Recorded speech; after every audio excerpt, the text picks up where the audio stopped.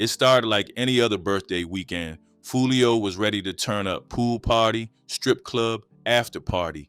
The whole thing was supposed to be a movie, but it all went left fast. Just hours after the celebrations, Foolio was found dead outside a hotel in Tampa. Within days, social media lit up with rumors of a setup. Then a woman got pulled into the spotlight, accused of dropping his location. She swore she had nothing to do with it, but just a few days later, a woman ended up dead. What first looked like a one-off hit started to feel like part of something way bigger. And through all the chaos, one thing kept coming up. Somebody really wanted Foolio gone, and they made sure it happened. But the big question still hangs in the air. Was she the one who really set him up? Julio Foolio, born Charles Andrew Jones II on June 21, 1998, came up in the heart of Jacksonville, Florida. Life wasn't easy for him, far from it. Growing up in a city where making it to the next day wasn't guaranteed, Foolio was shaped by the streets before he touched the mic. Jacksonville raised him, but it also scarred him. And those scars, he wore them in every bar, every verse. From early on, he was surrounded by pain. Violence wasn't something he heard about. It was something he saw, something he felt. His music became an outlet, a place to tell his truth in a way that only someone who lived it could. Inspired by the raw storytelling that Southern rap is known for, Foolio started building his sound off his own life. That gritty, no-filter reality poured into his early tracks, setting him apart with a sound that felt like survival on wax. Before he even turned 20, Foolio had already lost 15 close friends to gun violence. And it didn't stop there. His father, Charles Andrew Jones, was shot and killed in 2011, right there in the same city they called home. With no dad around and so much loss piling up, he joined the 6-Block Set, a crew tied to the street gang KTA, short for Kill Them All. Now, KTA wasn't just some street crew. It turned into a major name in Jacksonville's rap game. Real talent came out of that circle. No lie, but that name also came with a dark cloud, violence, pain, and a whole lot of tension. And when they started clashing with ATK, short for Ace's Top Killers, the city felt it heavy. If you ain't tapped into Jacksonville's hip-hop scene, it might be easy to sleep on how deep it runs. But the truth is, this city has been producing raw talent for years now, and not just with the music, but with the stories, the street politics, and the beefs that come with it. Rap always had roots in battle. 2 mics, 2 MCs, going bar for bar, each trying to outshine the other. But in some places, like Jacksonville, those lyrical wars turned into real-life violence. Think back to the 90s, East Coast versus West Coast. That feud ended with 2 legends, Tupac and Biggie, gunned down. Now fast forward to today, Jacksonville got its version of that same story playing out, but way closer to home. It's ATK versus KTA, 2 cliques locked in a deadly cycle. You can find plenty of explanations online about what those acronyms stand for, but the one thing everybody agrees on, that K stands for kill. ATK popped up in the early 2000s and 10s, born out of frustration with how things were going in their neighborhoods. They saw injustice, they saw violence, and they decided to take matters into their own hands. They built their image on loyalty, on protecting their own, and made it known they weren't going to be pushed around. KTA came up shortly after, not just as rivals, but as the complete opposite in energy. They were loud, aggressive, and made their presence felt in every corner of the city. Where ATK was about holding ground, KTA was about getting even, and that tit-for-tat mindset turned things deadly real fast. The spark? Word is, it all started back in 2015 at a Kodak Black concert in Jacksonville. Some handshake got refused, tempers flared, fists flew, and from that moment on, the streets never cooled down. ATK had Young and Ace leading the charge. On the KTA side, it was Julio Foolio. These two weren't just repping their crews, they were throwing gas on the fire, especially on social media.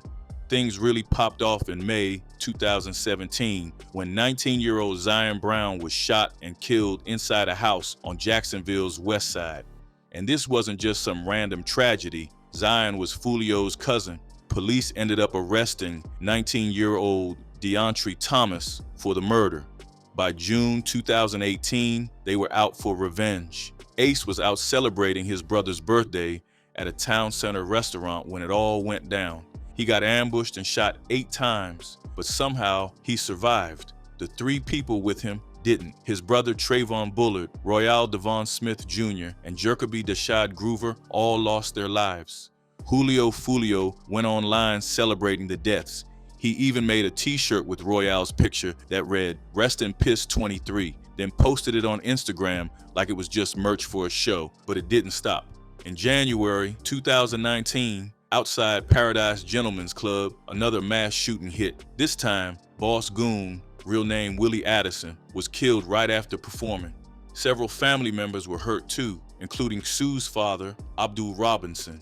More bodies kept dropping after that. KTA lost Lil Buck, real name Charles Quentin McCormick Jr., in January. Then just a month later, Foolio's little brother, 16-year-old Bibby, was shot and killed over in Moncrief. Sue from ATK didn't just celebrate, he put Bibby's face on his album cover, the title, Bibby Out. In March 2019, youngin' Ace dodged death again in Waycross, Georgia. But another man died in that hit and 3 were arrested. The police finally stepped in, arresting Sue for the murders of Bibby and Lil Buck. This came after months of him taunting KTA online, bragging, posting videos, mocking the dead. Foolio clapped back doing the same. He dropped names in his tracks, included Ace's brother 23 in his disses, and kept the war of words going strong. What's going down in Jacksonville with the ATK and KTA beef is like some twisted remix of that old Tupac energy, back when smoking your ops meant something deadly serious. But now, these dudes turned it into a viral punchline. They're not just saying who they don't like, they're rapping about who they have supposedly killed. It really took off when rappers Spinner Benz, Wuppa Wit Da Chopper, Youngin' Ace, and Fast Money Goon dropped a track called Who I Smoke. The thing went crazy. 14 million views and counting. And get this, they used Vanessa Carlton's soft piano ballad 1,000 Miles as the beat. That sweet little melody turned into a savage diss anthem. Right in the hook, Ace sings that catchy line, Who I Smoke, then casually starts naming KTA members one by one. But ATK wasn't the only crew dropping heat. Julio Foolio clapped back with his viral hit, When I See You, a dark flip of Fantasia's love song. Instead of butterflies and crushes, Foolio's version is all venom. He's talking about who he wants to catch lacking, especially youngin' Ace. And the wildest part, in the video, Foolio is straight up lying on a banner in a graveyard, a banner with the faces of 3 teenagers who were gunned down while riding with youngin' Ace near town center.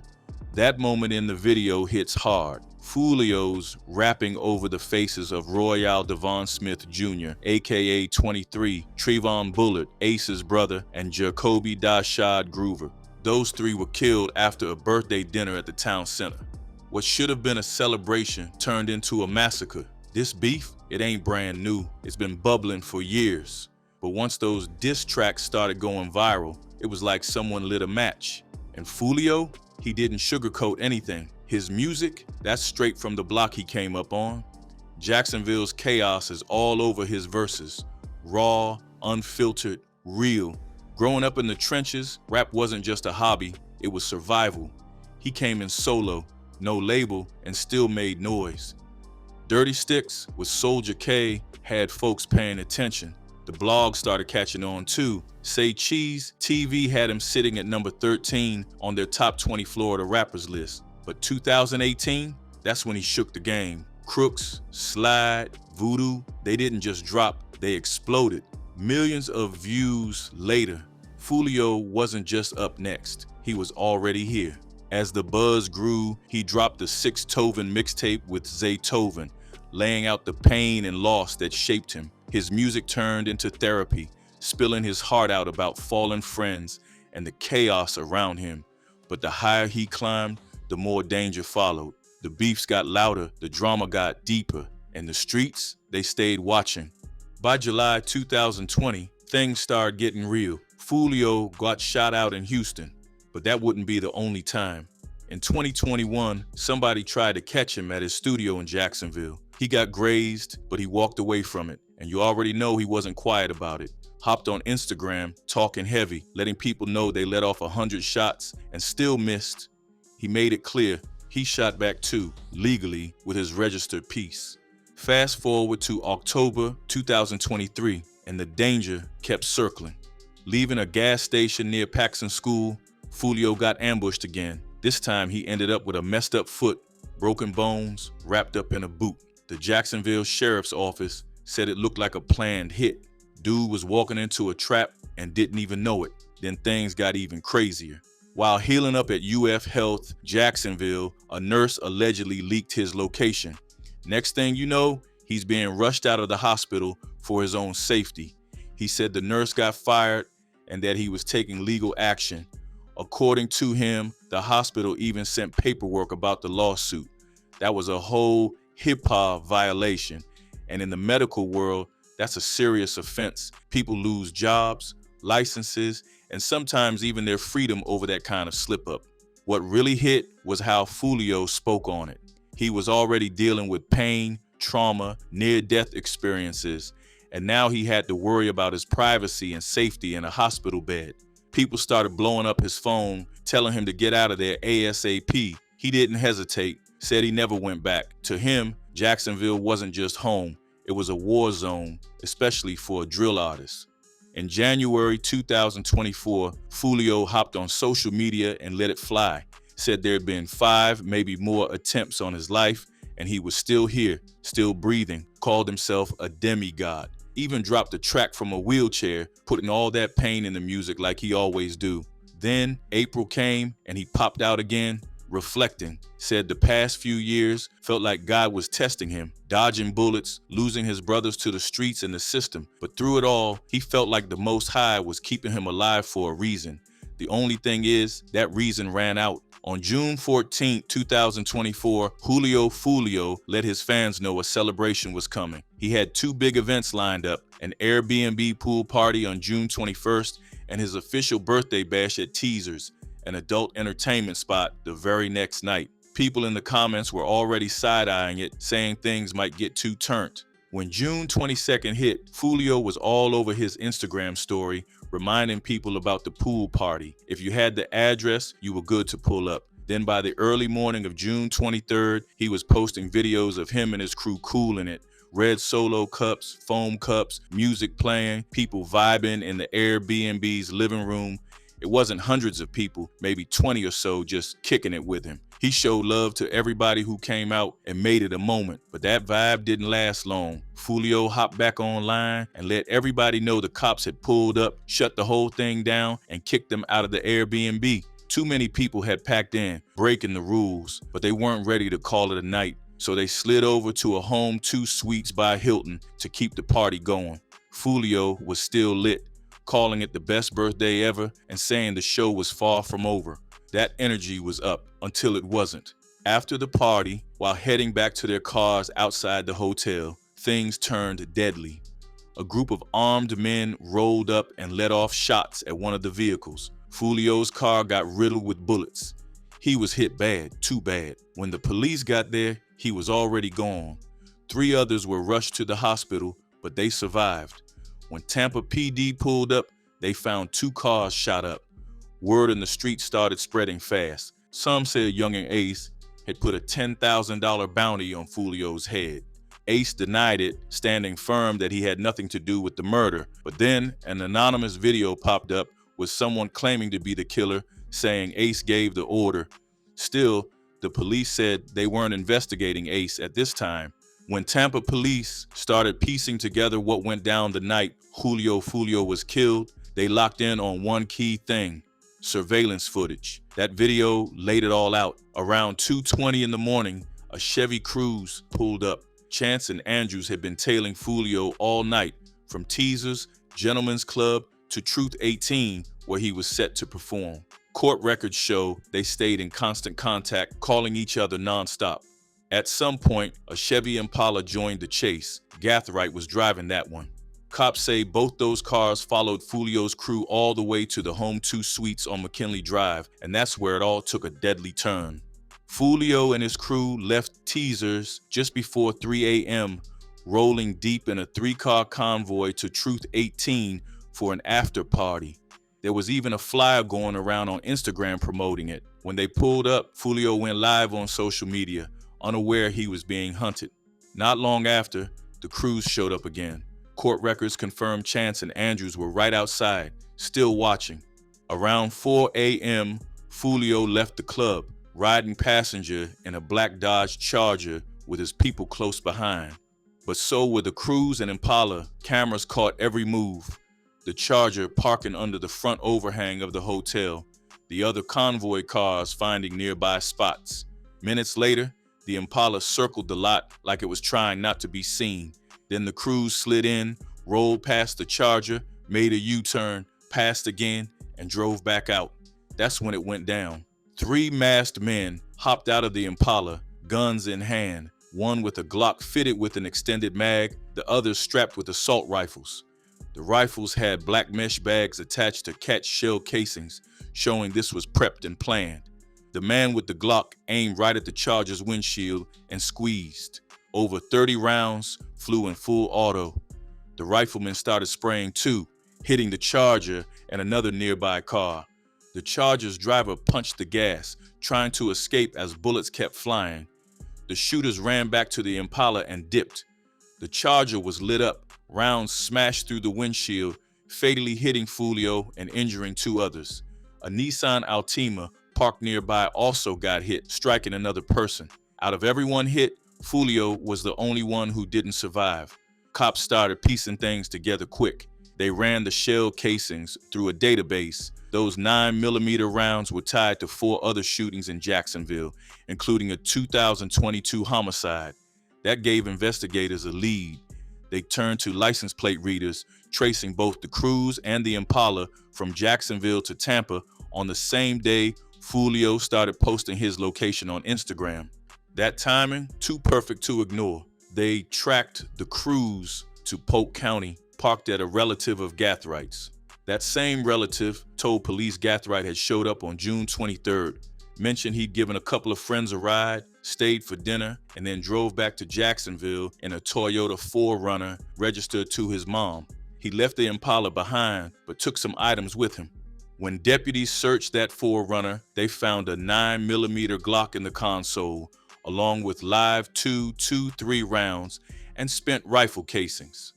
Those rifle casings weren't from the Tampa shooting, but they were a presumptive match for 2 other incidents: a deadly shooting on May 23rd near Chance's girlfriend's spot, and another attempt on Foolio's life in October 2023, when he was shot in the foot while riding in another Dodge Charger. Later, police hit Gathwright's crib in Jacksonville. Inside his gun safe, they found multiple rifles and 2 spent 9mm casings that matched ones from the Tampa scene. That same day, cops raided Chance's home too. Andrews was there. 2 Glock pistols were in plain sight, and on Chance's wall was a poster showing 2 fists giving the thumbs down with the words "bully down." Detectives believed that was a direct shot at Foolio. Even though they recovered a bunch of weapons, the specific Glock used in Foolio's murder was never found. But phone records showed the suspects trying to cover their tracks. After the shooting, Gathright dropped the Impala off in Polk County. Murphy took the crews back to Jacksonville, and the rest caught an Uber. Gathwright's iCloud added more fuel to the fire. On June 23rd, while the suspects were laying low at an Airbnb in Tampa, 2 messages were sent from his phone. One said he was heading home and celebrating with Don Julio. Both messages were signed Murphy, and cops think the Don Julio mention was a cold, disrespectful nod at Foolio. From everything the police have gathered, they believe Gathright, Rashad Murphy, and Davian Murphy were the ones who pulled the trigger. Not long after, arrests started rolling in. Isaiah Chance, Alicia Andrews, and Sean Gathright all got taken into custody. Cops say they were directly involved in the hit. Chance and Andrews were picked up at a house in Jacksonville, while Gathright was caught nearby at a shopping center. All three faced first-degree murder and conspiracy charges. But the story didn't end there. Two more names were still out there, Rashad Murphy and Davian Murphy. Rashad got spotted in the Atlanta area. Cops pulled him over in a silver Chevy Cruze, the same type of car seen during the shooting. Instead of cooperating, Rashad dipped, jumped out of the ride, and took off running. He got caught and hit with obstruction and false info charges. Cops noticed the car had damage that matched the one from the crime scene, but no word on if he was questioned about the murder before being let go. Eventually, U.S. Marshals and the local sheriff's office tracked Rashad back to Jacksonville. They found him hiding at an apartment complex off Collins Road. SWAT and gang units surrounded the place, cleared out the nearby apartments, and spent hours trying to talk him out. After midnight, Rashad finally gave himself up. Now he's facing first-degree murder, conspiracy, and 3 counts of attempted murder. Davian Murphy, the last one they were looking for, stayed on the run until January 6, 2025. That's when he got picked up at an apartment on LaBelle Street in Jacksonville. He was taken straight to the Duval County Pretrial Detention Facility. According to law enforcement, the group behind the hit was a mix of 2 rival gangs, ATK and 1200. Detectives believe they joined forces to take Foolio out, continuing a decade-long beef that's left bodies on both sides. Chance is a documented ATK member. Rashad and Davion are tied to 1200. This wasn't random. It was a planned hit tied to a street war that's been running deep for years. Now, the news of Foolio's death didn't break from some official report. It came straight from someone who loved him. His girlfriend, Monty, let the world know through her heartbreak, posting about how he was taken from her and how she wouldn't be the only one crying. Not long after, others followed up with messages of grief, including a simple but heavy "rest in power." Her account on X went private shortly after, but by then, the message had already spread. His lawyer, Susan Fusco, wasn't just speaking from a legal angle. She really knew Jones. To her, he wasn't just a headline or some viral name. He was a kid who came up from the dirt, fought to stay focused, and had a hunger to make something better for himself and everybody around him. She spoke on his resilience and that drive he had to succeed no matter what was standing in front of him. Foolio himself once laid out his mindset on his Spotify profile. His words weren't about clout or revenge. They were about helping people and living with purpose. Even when the drama surrounded him, he still wanted to be remembered as someone who gave without expecting anything back. But the drama didn't stop. The long-standing tension between Foolio and Young and Ace was no secret. Not long after the news of Foolio's death spread, Ace dropped a diss track that had fans talking heavy. One line in particular about getting the location and telling someone to act on it had people thinking he was referencing the hit directly. The timing alone was enough to stir controversy.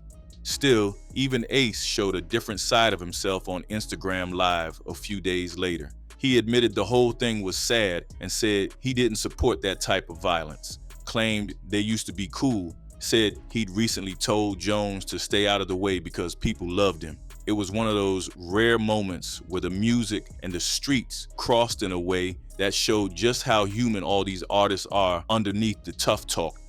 Julio's mom, Sandrika Mays, showed up to the press conference but didn't say much in front of the cameras. Later though, she opened up to Newsweek, said she got the call at 4 a.m. on June 23rd. Her first thought, he'd survive. He always had before. But when a second call came in, the news hit her like a ton of bricks. She couldn't believe it. She had always supported her son's music, but she also knew it came with a cost. She told Newsweek straight up her son wasn't getting targeted because he robbed somebody or caught a body. It was all because of the rapping. It brought the spotlight, and with it came the smoke. After surviving a shooting herself, 8 close-range shots, she begged her son to stop rapping. He didn't listen. He turned that pain into another track. Still, she didn't want him remembered just as a street name or some viral headline. She talked about how much he gave to his community and how many lives he touched. She got messages from across the world, Africa, Russia, the UK, all from people saying his music helped them through their dark moments. Now she hopes his death sparks real change. She wants people in the drill scene to realize this cycle of violence leads nowhere. But even she knows the blogs and social media platforms keep stirring the pot, feeding the drama, turning real life pain into content. Foolio's death fits into a pattern we've seen way too often. Rappers losing their lives after their location gets exposed. Raleigh Bands got killed outside his home minutes after challenging his ops online. PNB Rock was shot during a robbery at a restaurant after being tagged on social media. The streets move fast, and the internet moves even faster. Then came a wild twist. A woman from Tampa started getting hit with threats after people online accused her of setting Foolio up. She denied everything and said she had nothing to do with it, but the internet didn't let up. Then, just weeks later, a woman, Christy Lee Murray, was found dead in an empty lot in Jacksonville. On July 6, 2024, someone called 911 around 7:30 a.m. and reported a body in the 1700 block of Pickettville Road. Police, fire rescue, even the air unit showed up. They found Christy with a severe head injury and pronounced her dead at the scene. Investigators believed foul play was involved, but details were still scarce. Then a break came. An inmate already locked up in Duval County, Warren Abernathy, got hit with murder charges in her death after what authorities called an extensive investigation. And while the internet keeps spinning theories about who's connected to what, nothing's fully confirmed yet. But it's clear Foolio's murder is surrounded by layers of chaos, questions, and real-life consequences. What's even sadder is that Foolio's death didn't exactly shake the whole rap world. He was known for his raw lyrics and non-stop beefs. His music painted a picture of constant retaliation, street justice, and survival. So to many, this outcome felt inevitable, like the streets had finally caught up. But that doesn't take away from his impact. Foolio lived loud, raw, and unfiltered. His life was messy, but his message was real. He spoke for a generation of young people stuck in the same cycles of pain, loyalty, and revenge. And even though he's gone, the energy he brought, the pain he put into his music, still hits hard for the ones who know that life. What are your thoughts on this story? Appreciate you watching. If you enjoyed the video, hit that like button and make sure to subscribe for more.